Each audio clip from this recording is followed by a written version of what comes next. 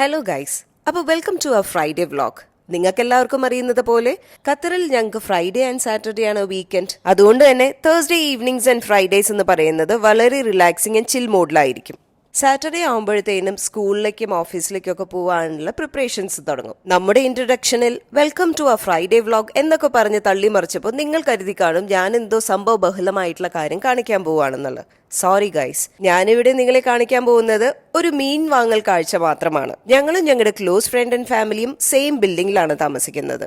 Normally Thursday evenings ഞങ്ങൾ ഫ്രൈഡേക്കുള്ള planning ഒക്കെ ചെയ്യും. ഇപ്പോഴൊരു എക്സാം സീസൺ നടന്നുകൊണ്ടിരിക്കുന്നത് കൊണ്ട് തന്നെ ഞങ്ങൾ കരുതി ഔട്ട്ഡോർ ആക്ടിവിറ്റീസ് ഒന്നും വേണ്ടാന്നുള്ളത്. എന്ന് പറഞ്ഞ് നമുക്ക് ഭക്ഷണത്തിൽ കോംപ്രമൈസ് ചെയ്യാൻ പറ്റില്ലല്ലോ. അതുകൊണ്ട് തന്നെ രാവിലെ എഴുന്നേറ്റ് നമുക്ക് മാർക്കറ്റിൽ പോയി കുറച്ച് ഫ്രഷ് ഫിഷ് മേടിച്ചുകൊണ്ട് വരാമെന്ന് കരുതി. ഞാനും ഹസ്ബൻഡും പിന്നെ ഞങ്ങളുടെ ക്ലോസ് ഫ്രണ്ടും ഞങ്ങൾ ത്രിമൂർത്തികളാണ് ഈ ദൗത്യത്തിനായി ഇറങ്ങി പുറപ്പെട്ടിട്ടുള്ളത്. അങ്ങനെ ഞങ്ങളുടെ ഫിഷ് മാർക്കറ്റിലേക്കുള്ള എൻട്രി ആണത്. ഇവിടെ നോർമലി ഫ്രൈഡേസ് മോർണിംഗ് എന്ന് പറയുന്നത് വളരെ ക്രൗഡഡ് ആയിരിക്കും. ഒരുപാട് ഫിഷ് സ്റ്റോൾസ് നമുക്ക് ഇവിടെ കാണാൻ പറ്റും. പക്ഷെ തിരക്ക് കാരണം ഞാൻ അതിന്റെ ഒന്നും വീഡിയോ എടുക്കാൻ നിന്നില്ല. ഇപ്പൊ നിങ്ങൾ ഈ കണ്ടുകൊണ്ടിരിക്കുന്നത് ഞങ്ങൾ ഫിഷ് മേടിച്ച സ്റ്റോളിന്റെ വീഡിയോ ആണ്. ഇവർ ഈ നിരത്തി വെച്ചിരിക്കുന്ന പകുതിയോളം മീനുകളുടെ പേര് പോലും എനിക്കറിയില്ല. നമുക്ക് നാട്ടിൽ കിട്ടുന്ന മീനുകൾ മാത്രമല്ല, ഇവിടുത്തെ ലോക്കൽ ക്യാച്ചുകളും ഒരുപാടെണ്ണം ഉണ്ടാവാറുണ്ട്. ഞങ്ങൾ നോർമലി വലിയ പരീക്ഷണങ്ങൾക്ക് നിൽക്കാറില്ല. നമ്മൾ നാട്ടിൽ നിന്ന് കണ്ടു പരിചയിച്ചതും കഴിച്ചു പരിചയിച്ചതുമായിട്ടുള്ള മീനുകൾ മാത്രം മേടിച്ച് പോകാറാണ് പതിവ്. ഇനി ഈ വീഡിയോ കാണുമ്പോൾ നിങ്ങൾക്ക് ഇവിടുത്തെ മീനിന്റെ ഫ്രഷ്നെസിനെ കുറിച്ച് ഒരു ഡൗട്ടും ഉണ്ടാവില്ല.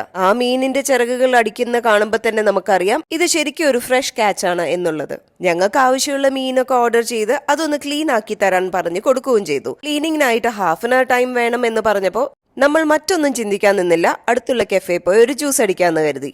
രാവിലെ നേരത്തെ തന്നെ ഇറങ്ങിയത് കൊണ്ട് നമ്മൾ ആരും ബ്രേക്ക്ഫാസ്റ്റ് കഴിച്ചിട്ടുണ്ടായിരുന്നില്ല. ഞങ്ങളുടെ 3 പേരുടെ വയറിൽ നിന്നും ചെറുതായിട്ട് ആ നിലവിളി ശബ്ദം വന്നു തുടങ്ങിയത് കൊണ്ട് തന്നെ ഞങ്ങൾ 3 പേരും കഫറ്റീരിയ ലക്ഷ്യമാക്കി വച്ചുപിടിക്കാൻ തുടങ്ങി. നോർമലി എന്റെ മൊബൈൽ യൂസേജ് വളരെ കുറവാണ്. പക്ഷേ യൂട്യൂബിൽ ലോങ് വീഡിയോസ് ഇട്ടു തുടങ്ങിയപ്പോൾ മുതൽ ഞാൻ ഇടയ്ക്കിടയ്ക്ക് എന്റെ മൊബൈൽ എടുത്ത് വീഡിയോസ് ഒക്കെ ഷൂട്ട് ചെയ്യാൻ തുടങ്ങും. അതിനെന്നെ കുറ്റം പറഞ്ഞും കളിയാക്കിക്കൊണ്ടും നടന്നു പോവുകയാണ് ഇവര് 2 പേരും. പക്ഷെ ഞാൻ അതിലൊന്നും തളരാൻ നിന്നില്ല.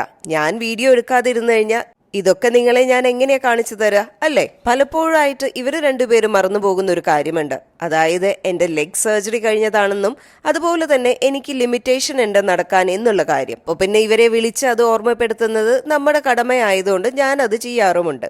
ഞങ്ങൾ ഈ മീൻ മേടിക്കാൻ പോയിട്ടുള്ളത് വക്ര സൂക്ക് എന്ന് പറഞ്ഞ സ്ഥലത്താണ്. വക്ര എന്ന് പറയുന്നത് സ്ഥലത്തിന്റെ പേരും സൂക്ക് എന്ന് പറയുന്നത് മാർക്കറ്റ് എന്നാണ് അർത്ഥം. ഇത് വളരെ റീസെന്റ് ആയിട്ട് ബിൽഡ് ചെയ്തിട്ടുള്ള ഒരു പ്ലേസ് ആണ്. വളരെ ബ്യൂട്ടിഫുൾ ആൻഡ് സീ ഫേസിംഗ് ആയിട്ടുള്ള ഏരിയ ആണ് ഇത്. ഇവിടെ നോർമലി ഈവനിങ്സ് ആകുമ്പോഴത്തേനും വളരെ ക്രൗഡഡ് ആയിരിക്കും. ഇത് ഫ്രൈഡേ മോർണിംഗ് ആയതുകൊണ്ട് മാത്രമാണ് ഇത്ര കാലിയായിട്ട് നമുക്ക് കാണാൻ പറ്റുന്നത്. ഇവിടെ നോർമലി ഖത്തറിന്റെ ലോക്കൽ സ്പൈസസും അതുപോലെ തന്നെ ലോക്കൽ ട്രഡീഷണൽ ഡ്രസ്സസും അങ്ങനെ കുറെ സാധനങ്ങളും നമുക്ക് കാണാൻ പറ്റും. ഞാൻ നേരത്തെ പറഞ്ഞതുപോലെ ഇത് സീ ഫേസിംഗ് ആണ്. അതുകൊണ്ട് തന്നെ ഒരുപാട് നല്ല റെസ്റ്റോറൻറ്റ്സിന്റെ ഓപ്ഷൻസും ഇതുപോലെ സീ ഫേസിംഗ് ആയിട്ട് നമുക്ക് 2 സൈഡും കാണാൻ പറ്റും. നമുക്ക് ഫാമിലി ആൻഡ് ഫ്രണ്ട്സ് ആയിട്ട് വന്ന് സ്പെൻഡ് ചെയ്യാൻ പറ്റുന്ന one of the best option ആണ് ഇത്. രാവിലെ നേരമായിരുന്നെങ്കിൽ പോലും ചൂട് വളരെ അസഹനീയമായിരുന്നു. അതുകൊണ്ട് തന്നെ ഞങ്ങൾ ജ്യൂസ് കുടിക്കാനായിട്ട് കഫേയിലോട്ട് കയറി. ഞങ്ങൾ 3 പേരും ഒരു വാട്ടർമെലൺ ജ്യൂസ് ഓർഡർ ചെയ്തതിന് ശേഷം വളരെ സീരിയസ് ആൻഡ് കുറച്ച് ഇന്റർനാഷണൽ ലെവലുള്ള ഒരു ഡിസ്കഷനിലോട്ട് പോയി. അത് മറ്റൊന്നും ആയിരുന്നില്ല, ഞങ്ങൾ ഈ മേടിച്ചിട്ടുള്ള മീനുകളൊക്കെ വറുക്കണോ അതോ കറി വെച്ച് കഴിക്കണോ എന്നുള്ളതായിരുന്നു ഡിസ്കഷൻ. അങ്ങനെ ആ ഡിസ്കഷൻ കഴിഞ്ഞപ്പോഴത്തേനും ഞങ്ങൾ ഓർഡർ ചെയ്ത ജ്യൂസ് എത്തി. പിന്നെ ഞങ്ങൾ അത് കുടിച്ച് തിരിച്ച് വീട്ടിലോട്ട് മടങ്ങുകയും ചെയ്തു. പിന്നെ ഫ്രൈഡേ മോർണിംഗ് ആയതുകൊണ്ട് തന്നെ ഒരുപാട് ട്രാഫിക് ഒന്നും ഉണ്ടായിരുന്നില്ല. ഞങ്ങൾ അത്യാവശ്യം വേഗം തന്നെ വീട്ടിലോട്ട് തിരികെ എത്തുകയും ചെയ്തു.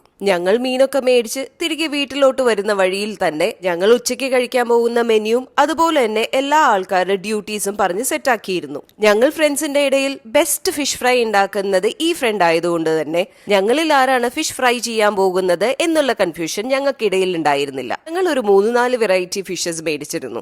പക്ഷെ ഇന്ന് ഞങ്ങൾ ഫ്രൈ ചെയ്യാൻ ഉദ്ദേശിച്ചിട്ടുള്ളത് കിങ് ഫിഷും അതുപോലെ തന്നെ കക്കയിറച്ചിയുമാണ്. നല്ല മിക്സിയിൽ അടിച്ചു വെച്ചിട്ടുള്ള അരപ്പൊക്കെ മീനിന്റെ മുകളിലോട്ട് പരട്ടി കുറച്ചു നേരം റെസ്റ്റ് ചെയ്യാൻ വച്ചതിന് ശേഷം നല്ല വെളിച്ചെണ്ണയിലോട്ട് ഇതാ കിടക്കുന്നു നമ്മുടെ കിങ് ഫിഷിന്റെ സ്ലൈസുകൾ. അടുത്ത താരം നമ്മുടെ സ്വന്തം കക്കയിറച്ചി ഒന്ന് ബോയിൽ ചെയ്തതിന് ശേഷം അരപ്പൊക്കെ തേച്ച് വീണ്ടും വെളിച്ചെണ്ണയിലോട്ട് കുറച്ച് കറിവേപ്പിലകളും കൂടെ ആവുമ്പോഴത്തേനും ആഹാ എന്താ രസം, പറയാൻ വാക്കുകൾ തന്നെ ഇല്ല. മീൻ ഫ്രൈ ചെയ്യുന്ന ദൗത്യം എന്റെ ഫ്രണ്ട് ഏറ്റെടുത്തപ്പോ ചോറും കറിയും ഉപ്പേരിയുടെയും ദൗത്യം ഞാനായിരുന്നു ഏറ്റെടുത്തത്. ഉച്ചയ്ക്ക് ഊണ് കഴിക്കുന്ന സമയം ആവുമ്പോ എല്ലാ വിഭവത്തിന്റെയും വീഡിയോ എടുത്ത് നിങ്ങളെ ഒന്ന് കാണിക്കണമെന്ന് കരുതിയതായിരുന്നു. പക്ഷെ എന്ത് ചെയ്യാനാ, വിശപ്പും ആക്രാന്തവും ആയപ്പോഴത്തേനും ഞാൻ ആ കാര്യം മൊത്തം മറന്നുപോയി. അപ്പൊ ഇന്നത്തെ വീഡിയോ ഇവിടെ നിർത്തുകയാണ്. അപ്പൊ ഇതുപോലെയുള്ള ഖത്തർ വിശേഷങ്ങളുമായിട്ട് ഉടനെ തന്നെ കാണാം. പിന്നെ ഈ വീഡിയോ ഇഷ്ടമായിട്ടുണ്ടെങ്കിൽ ലൈക്ക് ചെയ്തും കമന്റ് ചെയ്തും സബ്സ്ക്രൈബ് ചെയ്തും സപ്പോർട്ട് ചെയ്യുക.